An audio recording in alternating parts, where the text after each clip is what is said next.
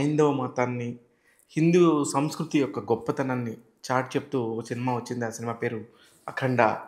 'అఖండ 2'. ఆ సినిమాకి సంబంధించి బాలకృష్ణ, బోయపాటి గారి కాంబినేషన్ అనగానే మనకు 'అఖండ' గుర్తొస్తది.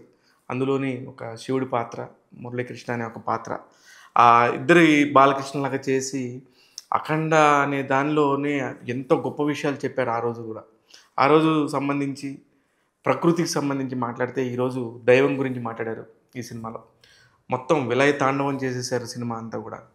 ఈ సినిమాకి సంబంధించి ఒక రివ్యూ పరంగా గనుక చెప్పాలంటే, ఈ సినిమాలో ఒక బ్యూటిఫుల్ ఎలిమెంట్స్, ఒక 10 ఎలిమెంట్స్, ఒక 10 రకాల టాపిక్స్ తీసుకొని, ఒకటి డ్రగ్స్ నిర్మూలనకు సంబంధించి గానీ, అట్లాగా ఒక్కొక్క పార్ట్‌కి సంబంధించి ఒక్కొక్క పాయింట్ తీసేసుకొని, ఒక్కొక్క దగ్గర ఒక్కొక్క ఎపిసోడ్‌ని హైలైట్ చేసుకుంటూ వచ్చారు.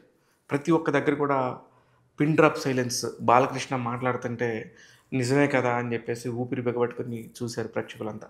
అంత బ్యూటిఫుల్‌గా అతను పిక్చరైజ్ జేసేసుకున్నారు.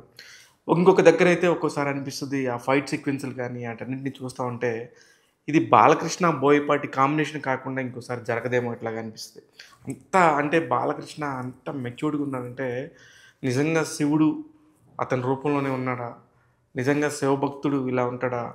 ఒక కైలాసానికెళ్ళిపోయిన పరమ సన్యాసి, సాధువు ఇలా ఉంటాడా? ఇంత పెద్ద శక్తి ఉంటదా?